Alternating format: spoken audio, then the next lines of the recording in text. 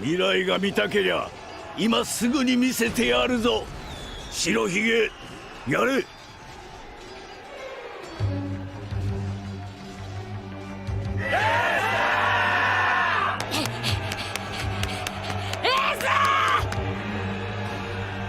無駄だ。それを俺が止められねえとでも。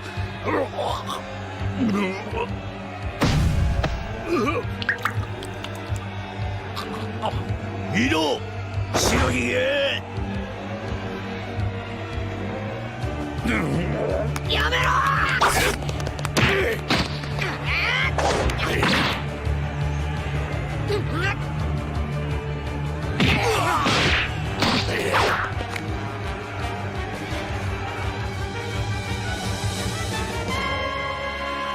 やめろ。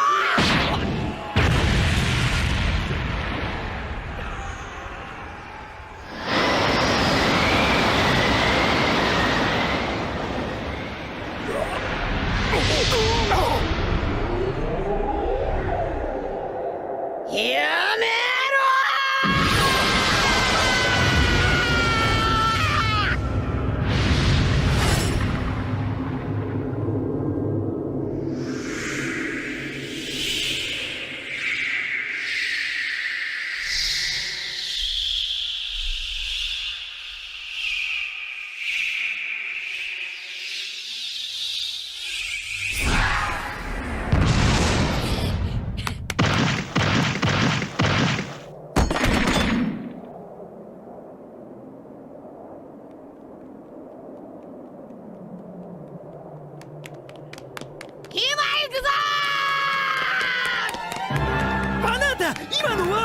宝飾の覇気。おいおいマジか。驚いたね。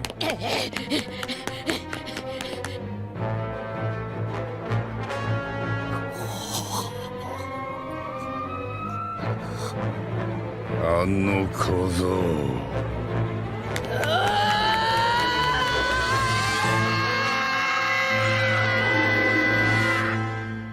L'amour est une vertu qui mène l'homme à la félicité. L'amour est une substance d'émotions et de sentiments qui pousse l'humain à apprécier, puis aimer, chérir, contempler, goûter, et à tort ou à raison, le résultat de ces calculs et probabilités d'émerveillement et de stupéfaction sont tellement immenses et infinis que nul ne peut savoir à l'avance quel goût, quelle saveur, quel effet ou quel aboutissement cela aura.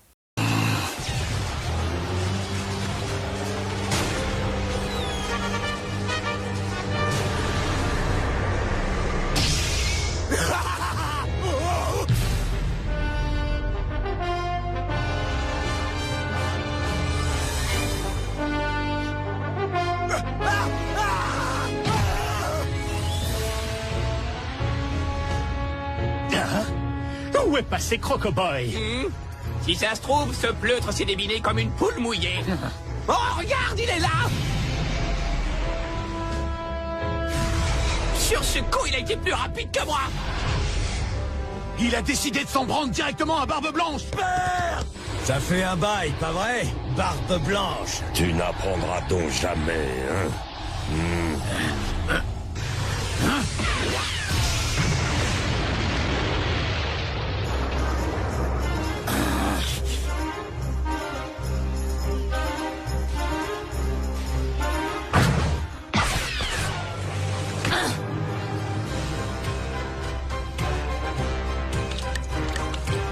Il a bien retenu la leçon. Il sait parfaitement comment me combattre. Quand tu es tout mouillé, tu ne peux plus te transformer en sable.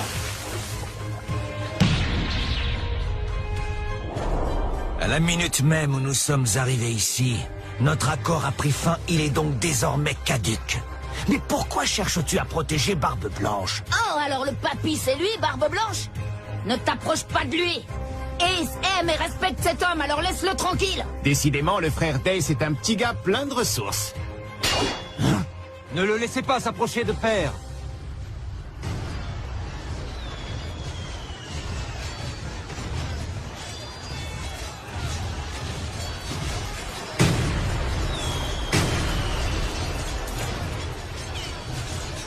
Tu sais, beaucoup d'entre nous ont été stupéfaits d'apprendre que tu étais revenu d'East-Blue avec un bras en moins. Quand même, un type de ton calibre. Allez, on est entre nous. Fais pas de chichi. Dis-moi qui te l'a arraché. Eh bien, disons que je l'ai sacrifié pour la relève.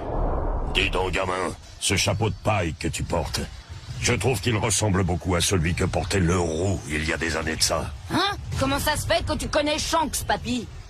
Il m'a confié ce chapeau afin que je le garde pour lui. Tu as vu? Donc, quel que soit l'amour que l'on a pour quelque chose ou quelqu'un, il ne faut pas oublier que l'excès de la gourmandise,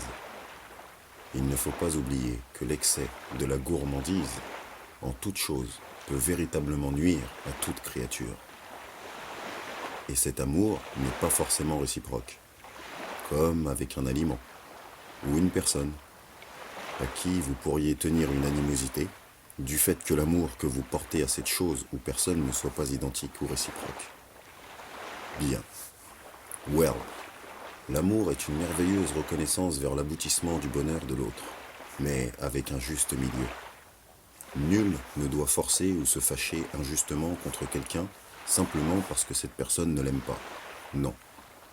Car dans ce cas-là, Dieu lui-même exterminerait la planète, car il ne reste plus beaucoup de croyants. Ainsi, vous qui nous écoutez, je vous aime. Toi, eh bien, qui m'écoute, je t'aime. Eh oui, nous vous aimons d'un amour sincère, car tout ceci ne serait pas sans Dieu lui-même, et vous qui nous suivez ici sur cette chaîne. Car l'amour est un don de soi. L'amour est le souhait du meilleur pour l'autre. L'amour est la gratitude. L'amour est une protection. L'amour est un lien et une familiarité. L'amour est une armure indestructible. L'amour est manifeste depuis notre naissance, que nous le voulions ou non, bon gré malgré nous. L'amour est l'amitié et l'admiration. L'amour est la fraternité. L'amour est le partage envers et contre tout. L'amour est construction et élévation.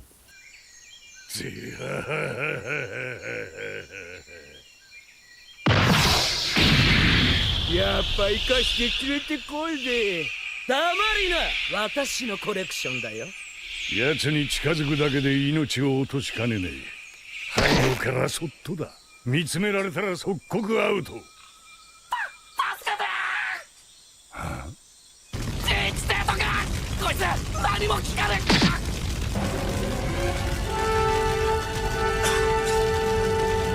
おいおい、お前らそのガキ一人にやられたのか。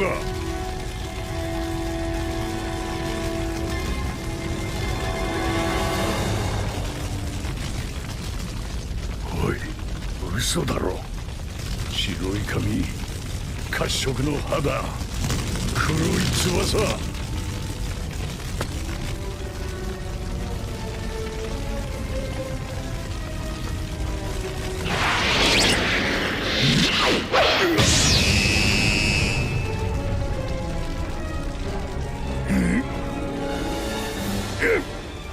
PX まさかパシフィスタか。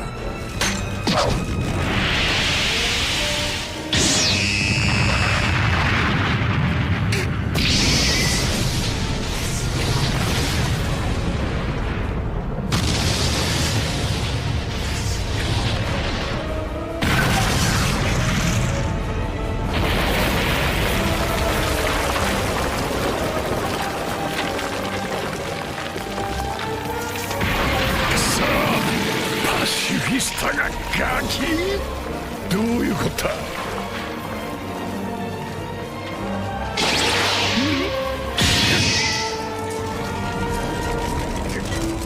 いつでけえ。いたぞくそ、ブラックホール。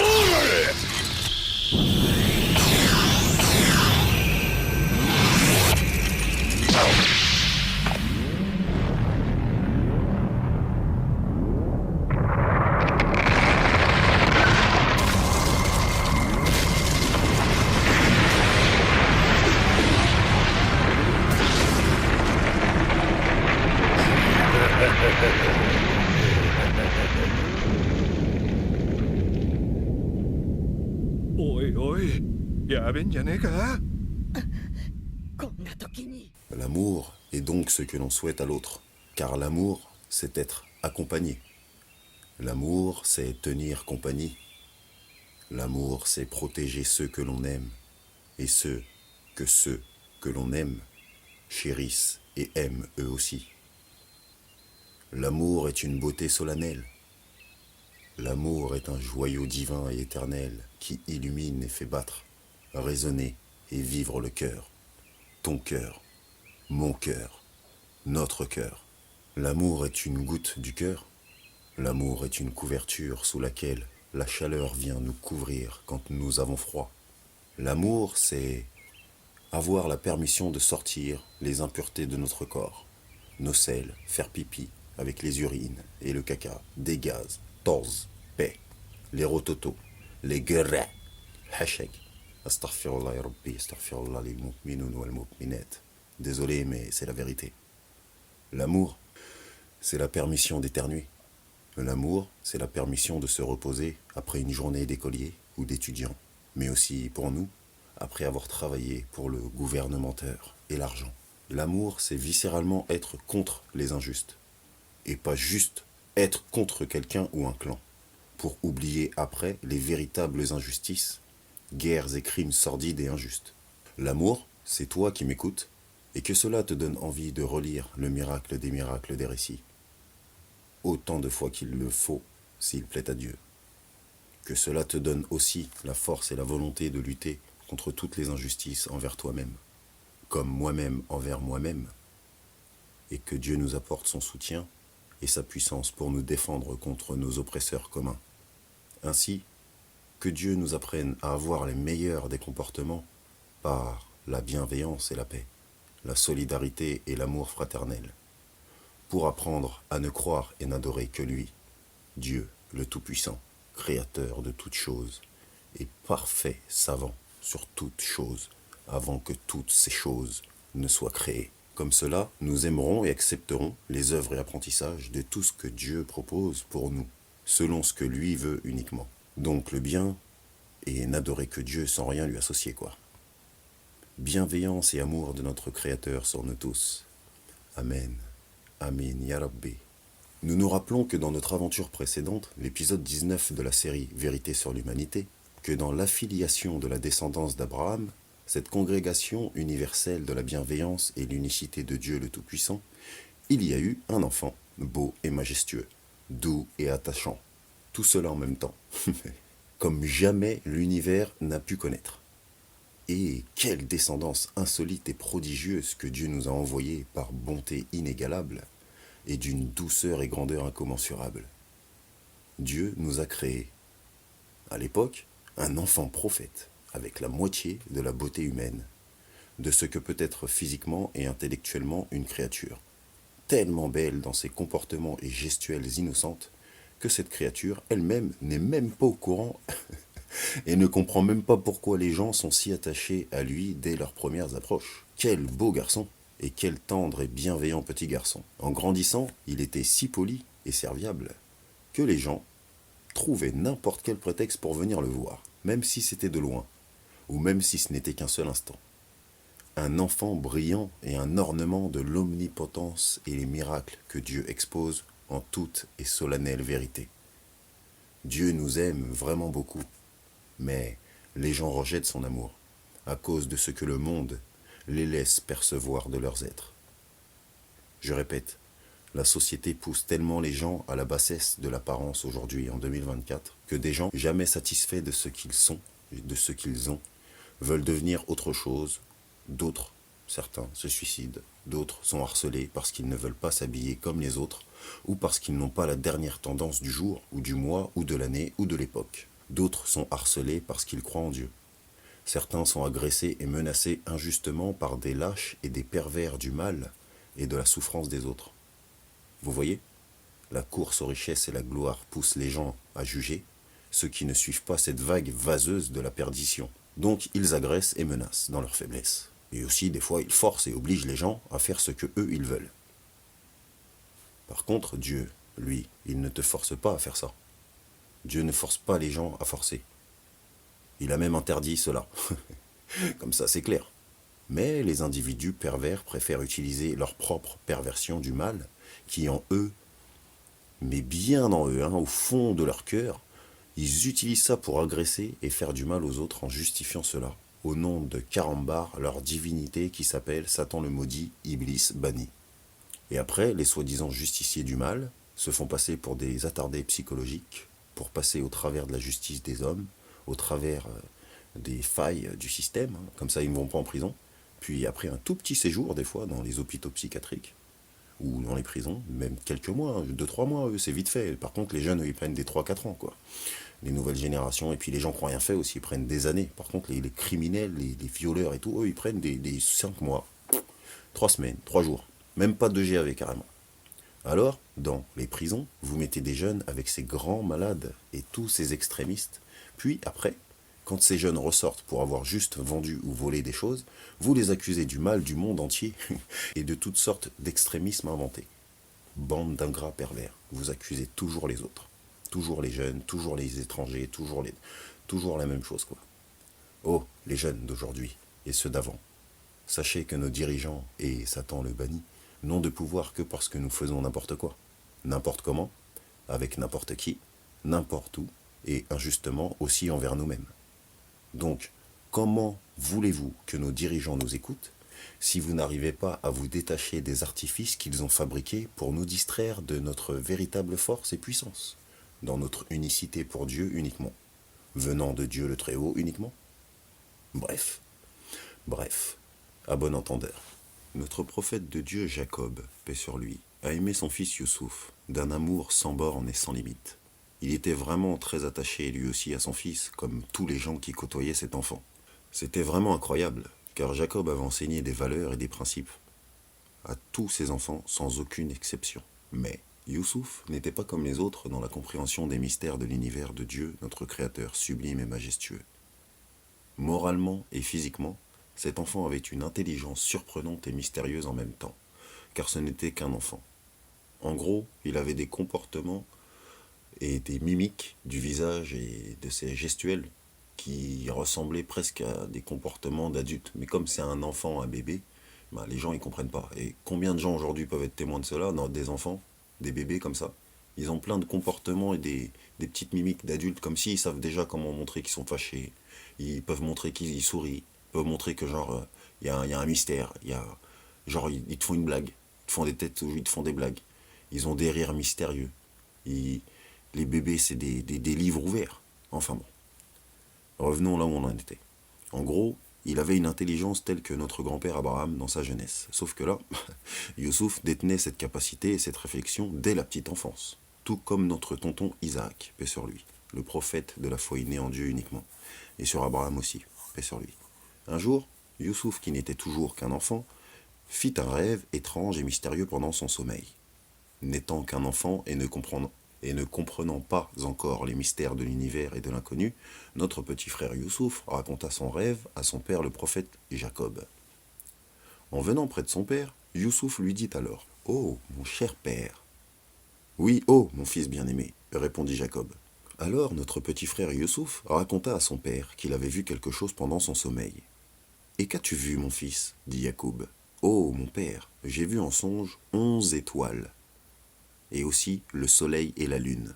Je les ai vus prosternés devant moi. » Chapitre 12, verset 4 du miracle des récits. Voilà une vision bien mystérieuse, n'est-ce pas?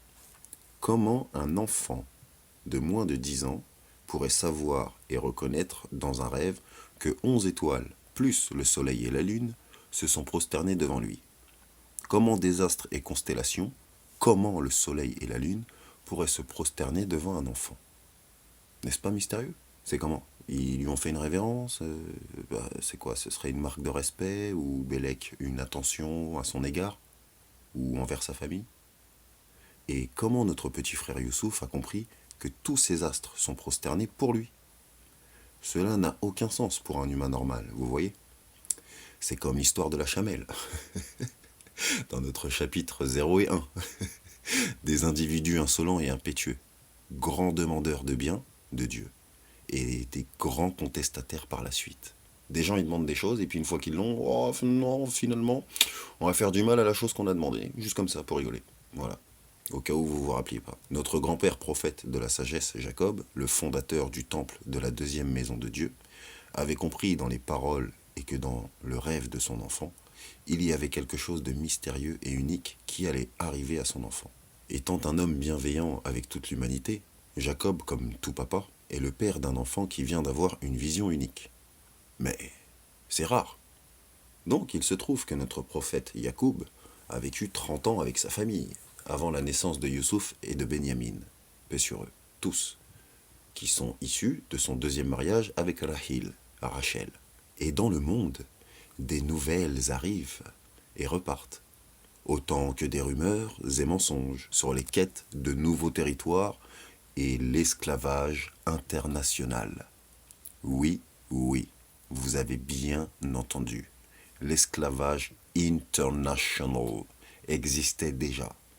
Et le continent africain était le grand maître de l'esclavage de son propre peuple, mais aussi des autres, tels que les prisonniers des guerres, par exemple. Juste ça, prisonniers de guerre. Donc prisonniers de guerre dit hommes et femmes et enfants. Vous vous rappelez les épisodes précédents? Et bien si vous vous rappelez pas, replongez dedans. Donc les 11 premiers fils de Yacoub sont nés au sud de la Turquie. Et le dernier, Benyamin, est né en chemin entre le Liban d'aujourd'hui et la Palestine. Et à cette époque, dans le Proche-Orient, les fils de Jacob ont rencontré et vivent dans une époque très spéciale et complètement nouvelle. La soif de l'argent et l'appât du gain font bonnes affaires pour la réussite et la félicité. Ainsi, notre prophète Yacoub s'inquiétait fort pour tous ses fils, car ils avaient commencé à goûter l'œuvre de la jalousie et les tentations de l'envie de Satan dans le monde, qui enseigne au monde, comme d'habitude. Et le jour où Youssouf est né, et pendant toute sa petite enfance, ses frères enviaient tout l'amour dont les gens couvraient le petit privilégié et manifestement plus beau qu'eux et plus intelligent qu'eux, Youssouf. Pourtant, Youssouf, il aime ses frères par-dessus tout, car c'est eux qui lui ont appris les choses de grands frères, telles que faire la bagarre, avoir confiance en soi, partager la nourriture, goûter au bizutage, pousser le petit frère dans des gentilles tentations, etc., etc. Mais dès qu'une chose sentait le roussi, Youssouf refusait de faire cela avec eux. Donc, avec le temps, les frères ressentaient en eux une forme de jalousie pas encore approfondie. Mais cela devenait pour eux comme une envie insatisfaite de vouloir plaire aux gens volontairement et faire leurs intéressants. Pour se faire remarquer eux aussi, car ils étaient forts et bagarreurs, mais aussi de très bons bergers et de très bons fils serviables et aimants envers leurs parents et toute la famille. Tout ça pour se faire remarquer. Ainsi, à cause de tous ces facteurs négatifs qui entourent le monde, Jacob voulut prévenir par bienveillance et sagesse son fils Youssouf que ce rêve ne doit pas être pris à la légère. Mais alors, pas du tout. Jacob répondit donc textuellement à son fils. « Oh, mon fils, ne raconte pas ta vision à tes frères, car ils montraient un complot contre toi. Le diable est certainement pour l'homme un ennemi véritablement déclaré. Dieu, le Très-Haut, a élu et désigné cet enfant Youssouf, paix sur lui. Et Dieu l'éduque avec tout l'environnement qui entoure cet enfant béni. Donc Dieu prend extrêmement bien soin de lui. Ainsi, par amour, Dieu fait ce qu'il veut. Nous sommes d'accord. Il n'a pas enseigné à cet enfant à faire le mal, ni de faire du mal aux autres, ni de forcer ou obliger les gens à le croire, ou de faire quoi que ce soit. Soyons bien d'accord et bien concentrés. Cela est réellement et viscéralement important, car l'humain est grand refuseur et grand oublieur.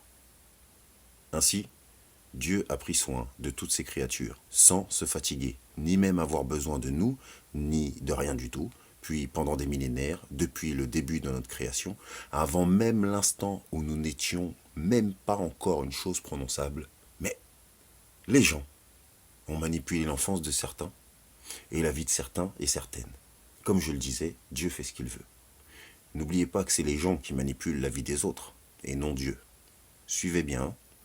C'est parti. Suivez bien les amis et frères et sœurs. Les mois passèrent, et notre cher Joseph grandit petit à petit. Ses frères commençaient à l'envier et le jalouser, vraiment de plus en plus. Et tout en grandissant en même temps que tous ses autres frères, nous avons le petit dernier Benyamin, qui lui aussi est jalousé par les 10 autres grands frères. Mais comme Benyamin était encore trop petit, hein, il devait avoir 3 ans, 3 ou 4 ans quoi, un petit de maternelle. Voilà que les 10 frères, les 10 grands frères aînés quand même, hein, se mirent à comploter et ourdir différentes ruses et subterfuges contre leur petit frère Youssouf.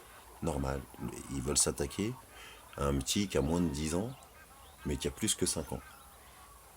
Les mecs, ils sont plusieurs frères. C'est chaud. Dieu nous révèle ceci. Il y avait certainement en Joseph et ses frères des exhortations et des stimulants pour ceux qui s'interrogent. Les 10 frères dirent, Joseph et son frère Benyamin sont plus aimés de notre père que nous, alors que nous sommes ses premiers enfants et les aînés. Notre père est vraiment dans un tort évident. Donc si on suit l'histoire, nous voyons que ces jeunes n'ont aucun respect pour leur père ni leur frère. Donc leur papa est l'homme qui a pris soin d'eux toute leur vie et leur enfance. Il a toujours été là pour eux. Il leur a tout donné, il a donné tout l'amour qu'un père peut donner à ses enfants. Et en plus, c'est un papa qui enseigne l'unicité de Dieu et l'unification des humains pour Dieu uniquement. Eux, ils cherchent des prétextes et des excuses pour volontairement oublier qu'ils ont reçu de l'amour de leurs parents. En gros, ils font un déni d'amour, quoi. Vous avez bien enregistré? Ils font un déni d'amour. Ils ont eu de l'amour, mais ils font comme s'ils n'en ont pas eu.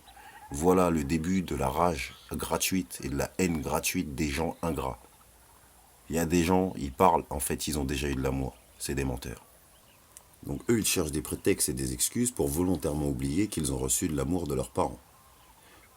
Donc nous avons là des futurs hommes qui pensent dans leur jalousie hypocrite du fait que leur savoir sur la nature et leur connaissance sur les déserts et autres terres, ainsi que leur force pour la bagarre et leur soif de pouvoir, ils sont persuadés qu'ils sont plus légitimes de l'amour d'un père, qui est prophète et serviteur de Dieu, que leur petit frère. Ou que qui que ce soit d'ailleurs. Mais depuis quand l'amour est lié à la force, en fait? Hein? Et depuis quand l'amour est lié aux connaissances et savoirs sur les pouvoirs et forces occultes? L'amour d'un père ne se mesure pas à la capacité de ce qu'est capable ou non de faire son enfant, non? Le rôle d'un père est d'accompagner son enfant à placer sa confiance en Dieu uniquement, et apprendre selon l'éducation des parents, les traditions et cultures, coutumes et festivités, sans jamais associer à Dieu quoi que ce soit, ni lui donner des égaux farfelus et injustes. Ne rien adorer en dehors de Dieu, pas même ses parents. Aimer n'est pas pareil qu'adorer. Nuance, vous verrez. Le jour où les parents ont laissé leurs premiers enfants aller acheter du pain, ou faire des courses, ou aller à l'école, ils sont bien allés tout seuls. Et ils sont revenus, ces parents, sur cette terre qui disent qu'ils ne sont pas croyants. Ils ont bien placé leur confiance en quelque chose, au moment où l'enfant a dû aller traverser la rue tout seul. Et il aurait pu se faire kidnapper, ce n'est pas arrivé. Il aurait pu se faire renverser, ce n'est pas arrivé. Pourtant, vous avez les preuves et témoignages d'enfants à qui c'est arrivé, tout ça. Continuons notre histoire. L'amour d'un père envers ses fils ou ses filles vient à cause des vertus, de la bonté et la bienveillance de ses enfants ou de son enfant ou ses neveux et nièces. C'est du vice-versa. C'est du donnant-donnant. L'enfant t'éduque et toi t'éduques l'enfant. Mais tant que vous n'avez pas compris cela, on va jamais avancer de toute façon. Avec vous, je veux dire. Mais hélas, les 10 grands frères de Youssouf n'avaient pas de bonnes vertus avec leurs parents en prenant de l'âge. Car ils faisaient toutes les choses par intérêt et profit, dégoût et grossièreté envers les bonnes œuvres et les bonnes qualités, dans leur caractère à dompter, comme tout le monde, et les bonnes manières. Mais hélas, les 10 grands frères de Youssouf n'avaient pas de bonnes vertus avec leurs parents en prenant de l'âge, car ils faisaient toutes les choses par intérêt et profit, du dégoût et de la grossièreté envers les bonnes œuvres et les bonnes qualités, dans leur caractère, difficile à dompter, comme tout le monde, et les bonnes manières.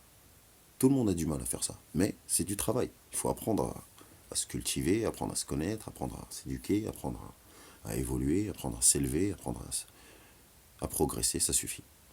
Donc, plus le temps passait, depuis la naissance de Youssouf, plus l'envie et la jalousie montaient et grandissaient en eux.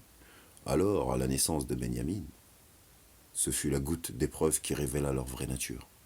Et avec le temps, ils faisaient vraiment les imbéciles avec les gens et leurs parents, en faisant semblant de ne pas comprendre pourquoi plus personne ne s'intéressait à eux. Ce n'était à la base que de la faute de Satan, qui insuffla le mal et le doute en eux.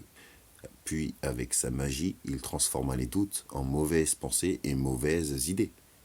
le diable, Iblis le maudit banni, Satan, poussa donc les 10 frères à ressentir de la rancœur, de l'hostilité envers les 2 petits frères. Leur envie et leur haine augmentaient de jour en jour.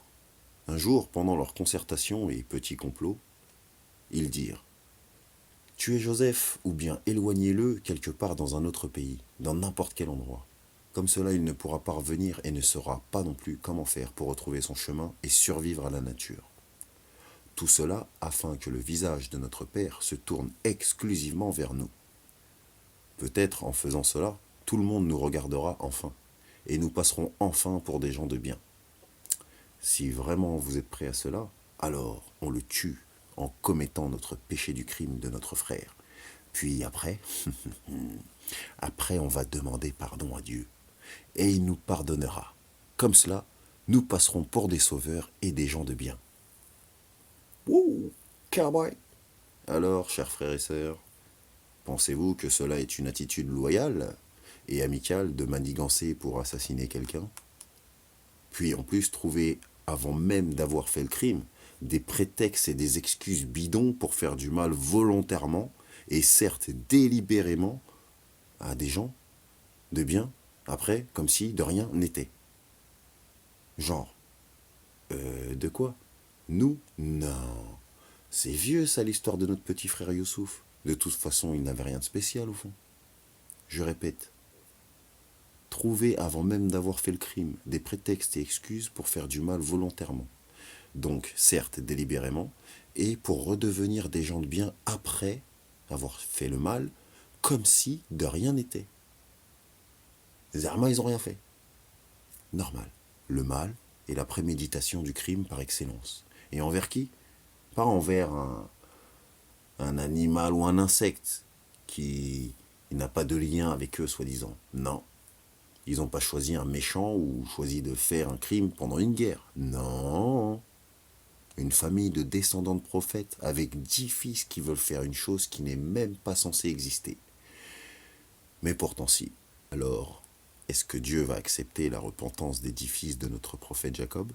Dieu va-t-il pardonner à des gens qui utilisent la religion pour tuer quelqu'un? Non, mais vous imaginez la cruauté des frères tout de même. Ils sont déterminés à faire un crime contre leur petit frère qui ne leur a absolument rien fait, et il les aime fort, hein, le petit. Il les aime par-dessus tout sur la terre, car ils sont de sa famille et ce sont ses grands frères. L'envie, la jalousie, aveuglant le cœur, les yeux et les oreilles.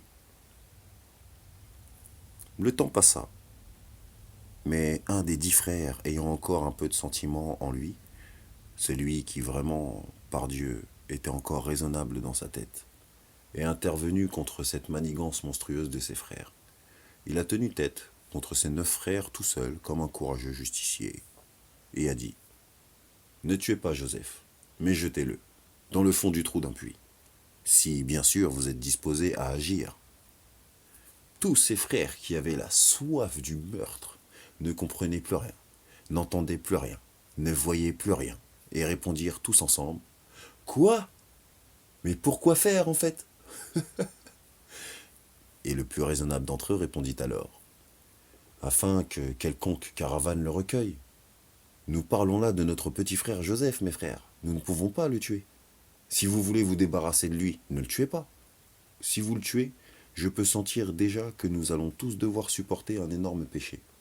Jetez-le dans un puits, pour qu'une caravane le recueille et le prenne loin de vous.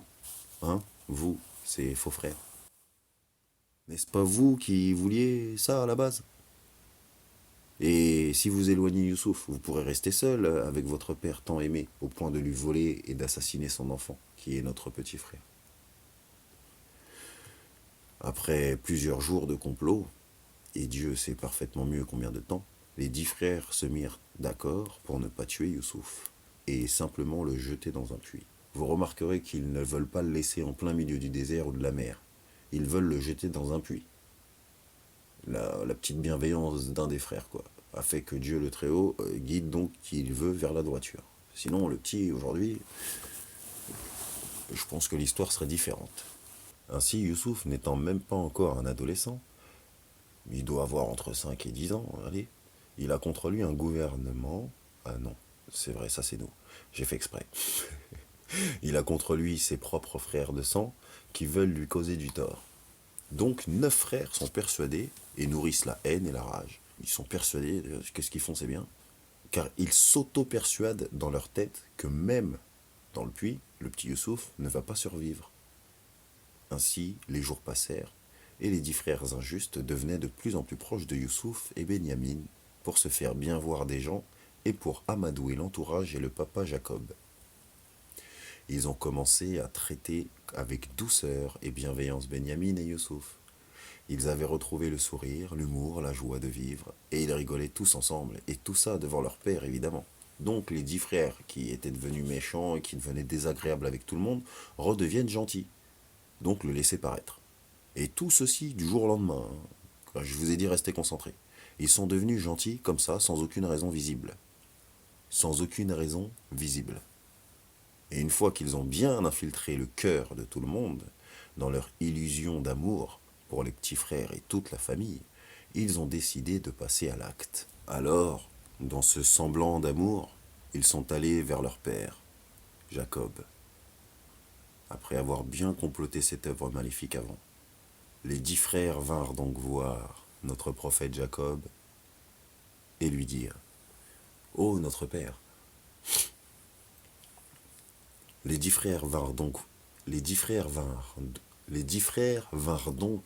voir notre prophète Jacob et ses fils. Les 10 frères vinrent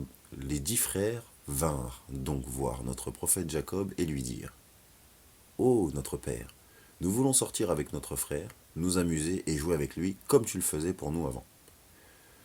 Il est tout le temps avec toi à la maison et rendre service aux gens dans tout le village.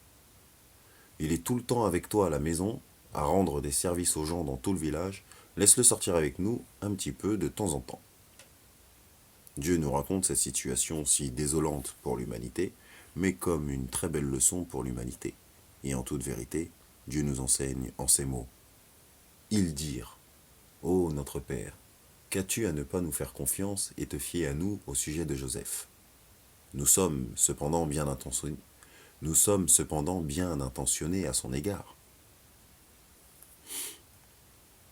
Le cœur de ses frères férocement affamés de reconnaissance et d'attention, avec des cœurs remplis de haine et d'animosité à l'égard de cet enfant, au point où ils ont voulu le tuer et manigancer une ruse et une malice de démon, en faisant croire à tout le monde du jour au lendemain que maintenant ils allaient prendre soin de leur petit frère. Mais tranquille, hein, ils ont délibéré et choisi le puits. Lol. Les petites canailles de frères injustes rajoutèrent alors. Envoie-le demain avec nous faire une promenade et jouer, et nous veillerons sur lui. Nous veillerons bien sur lui. Quand Youssouf était vraiment tout petit, il aimait beaucoup jouer et sortir avec ses frères. Mais depuis l'histoire de ce rêve mystérieux dévoilant une vision inconnue, notre petit frère Youssouf n'a pas su se retenir de divulguer à ses frères ce fameux rêve. Par amour et compassion pour eux, malgré que son papa lui avait déconseillé fortement de leur raconter. Il aime ses frères. Eh oui, vous commencez à comprendre. Il aime fort ses frères, mais eux ne l'aiment pas. L'acquis est la mauvaise récompense du fruit de la frivolité. Youssouf ayant entendu que ses frères voulaient l'emmener jouer avec eux, il était tellement content et joyeux, heureux, qu'il faisait des argumentations à son père pour aller avec eux. Mais notre prophète Jacob refusa, en disant « Je ne supporte pas de me séparer de lui une heure. Comment pourrais-je le laisser partir avec vous ?»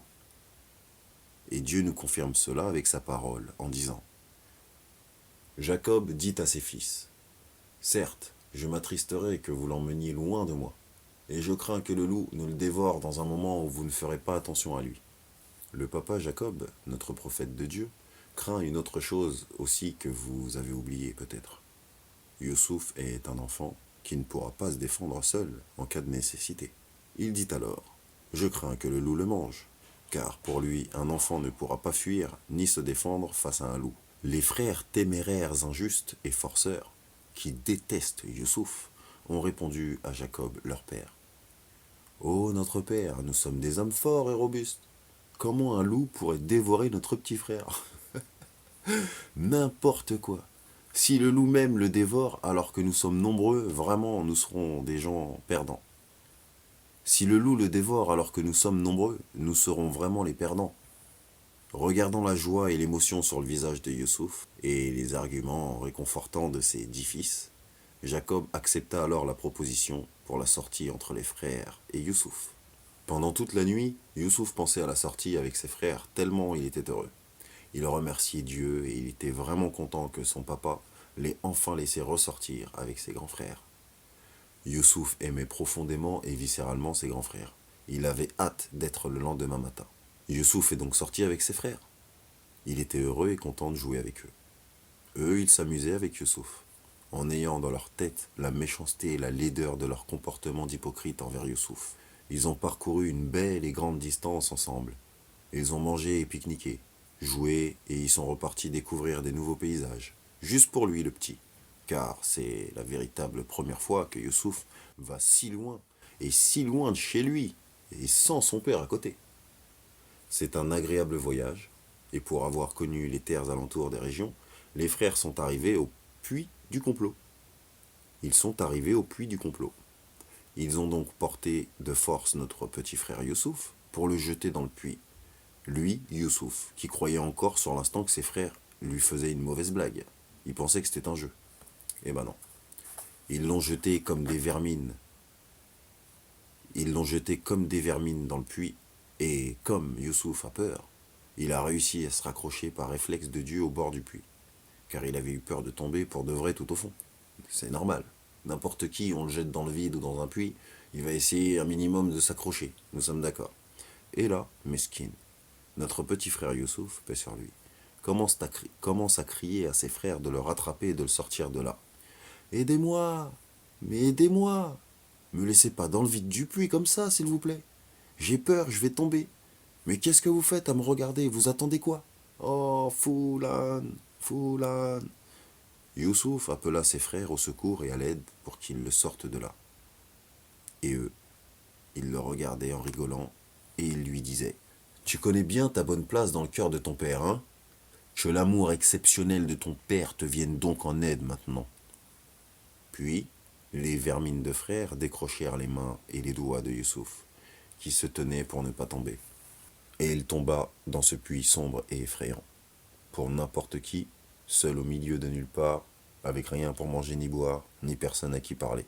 En tombant dans le puits, Dieu sauva Youssouf, par de l'eau qui était au fond de ce puits, évidemment. Ainsi, Youssouf essaya de ne pas se noyer, et s'agrippa à la première chose qu'il attrapa avec ses mains. Constatant qu'il était agrippé à un rocher, il grimpa dessus et se mit à appeler ses frères de toutes ses forces. « Oh, pitié, Foulan! Oh, mon Dieu, Foulan! Je vais mourir dans ce puits sombre, cette tombe. Oh, mes frères, je n'ai plus envie de rigoler. Venez me chercher. Ce n'est plus drôle du tout. Venez me chercher, s'il vous plaît. » Mais eux, en haut, tout en rebroussant chemin, riaient et ne répondaient pas à Youssouf. En bas, dans la pénombre du puits, Youssouf n'entendait en retour que les échos des rires de ses frères. Jusqu'au moment où Youssouf entendit ses frères crier en chœur. « Que ta vie soit heureuse, ô Youssouf. Réjouis-toi de ce qu'il t'arrive maintenant. Te rappelles-tu de ta bonne place chez ton père? Alors réjouis-toi plutôt de ta suite. Alors réjouis-toi plutôt de ta situation, ô Youssouf. » Et ils sont partis sans se retourner, sans aucun regret, ni aucune once de crainte en Dieu le Très-Haut, ni aucune pitié. Youssouf s'est alors assis dans cet endroit sombre et inconnu. Il fait tout noir autour de lui, il ne voit que le haut du puits, d'où la lumière jaillit et arrive. Peut-être un animal peut venir le manger ou l'attaquer, ou peut-être va-t-il mourir de froid et de la faim avec le temps. Notre petit frère Youssouf s'est donc mis à pleurer comme tous les enfants qui ont un cœur. Hier encore, il dormait bien au chaud et pouvait manger en compagnie de toute sa famille chez son père Jacob, le prophète de Dieu unique. Youssouf était honoré par Dieu le Très-Haut, par tous les gens qui le voyaient. Et là, personne ne le voyait. Personne ne savait qu'il était là. Personne ne pouvait le consoler de son chagrin indescriptible. Il pense à sa mère et à son père. Et Youssouf n'a pas de téléphone ou de GPS. Dieu nous raconte alors ceci. Et lorsqu'ils l'eurent emmené, et se furent mis d'accord pour le jeter dans les profondeurs invisibles du puits, nous envoyâmes à Youssouf des paroles réconfortantes en son fort intérieur, et l'assurance de la quiétude dans son cœur. Nous dîmes, ô Youssouf, n'aie pas peur, ne crains rien, ne te chagrine pas. Un jour viendra, et toi, tu rappelleras à tes frères ce qu'ils ont fait contre toi. Tu les éclaireras de ce qu'ils ont fait de toi ce jour-là. Tu les informeras sûrement de cette affaire sans qu'ils s'en rendent compte. Une nuit est passée, puis une deuxième, puis plusieurs jours et nuits, que Dieu sait parfaitement mieux. Cet enfant est resté tout seul dans un puits, sans eau ni nourriture. Comment il peut survivre? Eh bien, notre petit frère Youssouf, le prophète de Dieu, se rappelle la parole de son Créateur qui lui a révélé ceci. Viendra un jour où tu informeras tes frères de ce qu'ils ont fait de toi, sans qu'ils sachent que c'est toi-même l'enfant qu'ils ont jeté dans les ténèbres du puits.